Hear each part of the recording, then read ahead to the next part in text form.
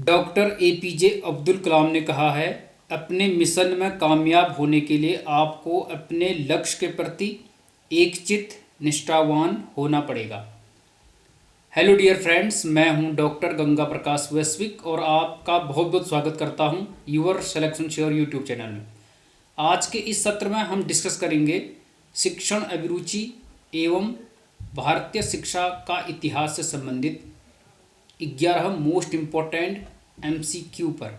यदि आप टीचिंग से संबंधित किसी भी प्रतियोगी परीक्षा की तैयारी कर रहे हैं तो ये सेशन आपके लिए अति लाभदायक होगा, इसलिए आप पूरे सत्र को बिना स्किप किए अंत तक जानने समझने की कोशिश करेंगे।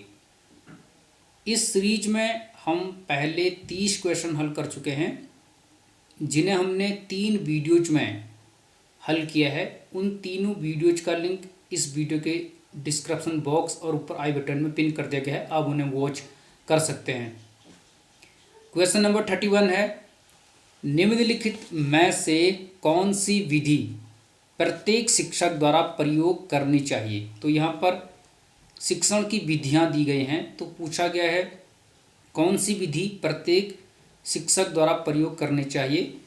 तो ऑप्शन है यहाँ पर विश्लेषणात्मक से संश्लेषणात्मक, संश्लेषणात्मक से विश्लेषणात्मक, केवल विश्लेषणात्मक, केवल संश्लेषणात्मक। तो वीडियो को पॉज करके जवाब देने की कोशिश कीजिए। इसका सही उत्तर है ऑप्शन नंबर ए, विश्लेषणात्मक से संश्लेषणात्मक, यानी एनालिटिकल टू सिंथेटिक। तो विश्लेषणात्मक से संश्लेषणात्मक क्या होता है? विश्लेषणात्मक में कोई टीचर क्या करता है, एक अच्छा शिक्षक पहले छात्रों को किसी विषय वस्तु के विभिन्न पहलुओं से अवगत कराता है। तो कोई अच्छा टीचर होगा जो पहले छात्रों को किसी विषय वस्तु अर्थात कंटेंट के विभिन्न पहलुओं से अवगत कराएगा, जिसे हम विश्लेषण कहते हैं। फिर संश्लेषण के द्वारा उस ज्ञान को व्यवस्थित करके वह टीचर स्थायित्व प्रदान करता है। तो विश्लेषण के माध्यम से हम क्या करते हैं, किसी विषय वस्तु के विभिन्न पहलुओं से छात्रों को अवगत कराते हैं, और संश्लेषणात्मक के माध्यम से उस ज्ञान को व्यवस्थित करके स्थायित्व प्रदान करते हैं। तो ऑप्शन नंबर ए इसका सही उत्तर होगा। अब बढ़ते हैं क्वेश्चन नंबर 22 की तरफ। यहाँ पर क्वेश्चन है, निम्नलिखित में से कौन सा शिक्षण के विभिन्न स्तरों का सही क्रम है। शिक्षण के विभिन्न स्तर दिए गए हैं, तो वेरियस लेवल ऑफ टीचिंग। तो सही क्रम हमें बताना है। आप इससे पढ़ के सही उत्तर को बता सकते हैं। मैं आपको डायरेक्ट उत्तर बता रहा हूँ, आप क्वेश्चन पढ़ के चारों विकल्पों को पढ़ के समझने की कोशिश कीजिए और कमेंट में जवाब देने की कोशिश कीजिए। इसका सही उत्तर ऑप्शन नंबर बी। तो सबसे पहले आता है स्मृति स्तर, उसके बाद आता है बोध स्तर और उसके बाद आता है चिंतनशील स्तर। तो स्मृति, बोध, चिंतन, स्मृति स्तर, बोध स्तर, चिंतनशील स्तर, ये शिक्षण के विभिन्न स्तर हैं और यही इसका सही क्रम है। तो ऑप्शन नंबर 20 का उत्तर है। अगला क्वेश्चन है इसमें, एक अच्छे शिक्षक में सबसे महत्वपूर्ण गुण क्या होना चाहिए। एक अच्छा टीचर यानी एक बेस्ट टीचर में सबसे महत्वपूर्ण गुण क्या होना चाहिए इनमें से। तो देखा जाए तो ये चारों गुण किसी टीचर में होने चाहिए, अर्थात उसका संचार कौशल अच्छा होना चाहिए, प्रभावी नेतृत्व गुण उसमें होना चाहिए, विषय का अच्छा ज्ञान होना चाहिए और छात्रों के कल्याण के प्रति भी टीचर को चिंतित होना चाहिए। लेकिन हमें इनमें से सबसे महत्वपूर्ण गुण को ढूंढना है, बताना है। तो उसका सही उत्तर है ऑप्शन नंबर सी, विषय का अच्छा ज्ञान। तो एक अच्छे शिक्षक में सबसे महत्वपूर्ण गुण होता है विषय का अच्छा ज्ञान, क्योंकि जब तक विषय का ज्ञान नहीं होगा तब तक हम उसे अच्छा शिक्षक नहीं मानेंगे। उसके बाद ज्ञान होगा तो संचार कौशल, नेतृत्व गुण और छात्रों के कल्याण के प्रति भी वह चिंतित होने लगेगा। लेकिन यदि ज्ञान नहीं होगा तो और चीज़ें भी वो नहीं कर पाएगा। अगला क्वेश्चन है, शिक्षक के लिए सबसे बड़ी चुनौती होती है। एक टीचर के लिए सबसे बड़ी चुनौती या चैलेंज क्या होता है। तो वीडियो को पॉज करके चारों ऑप्शन को पढ़ के जवाब देने की कोशिश कीजिए।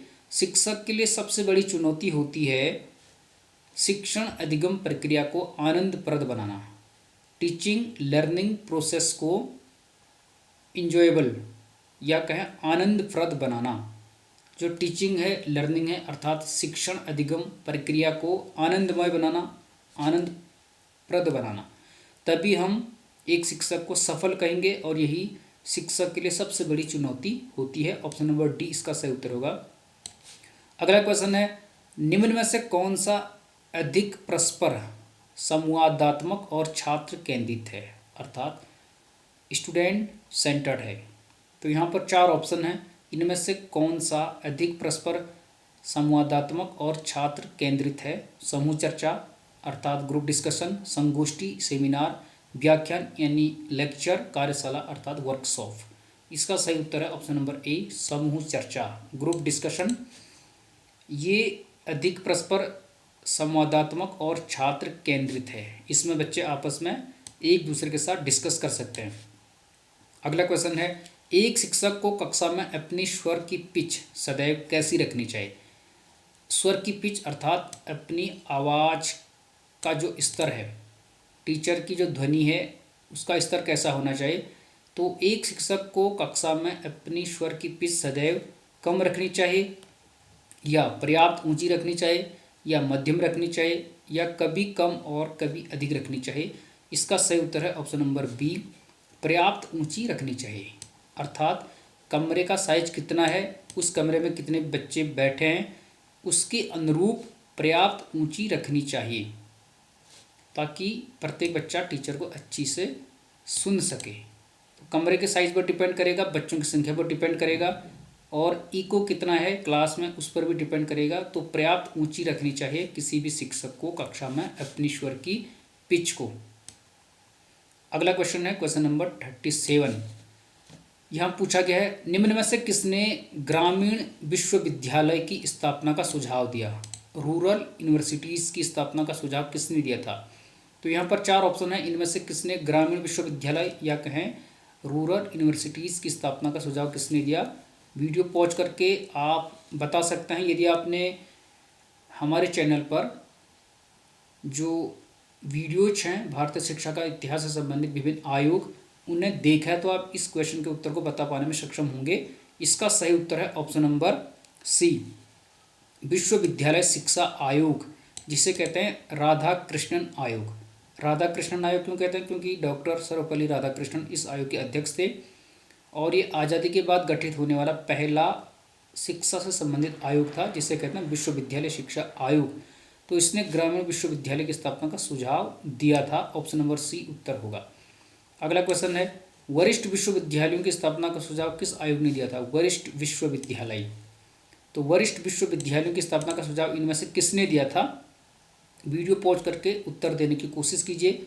इस प्रश्न का जो सही जवाब है वो होगा ऑप्शन नंबर डी, राष्ट्रीय शिक्षा आयोग, नेशनल एजुकेशन कमीशन, जिसे कहते हैं कोठारी आयोग।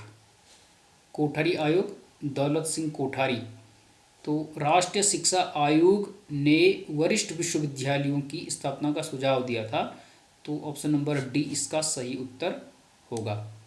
अगला क्वेश्चन है, निम्न में से किसमें गति निर्धारक विद्यालयों की स्थापना करने की घोषणा की गई। गति निर्धारक विद्यालयों की स्थापना करने की घोषणा इनमें से किसमें की गई थी।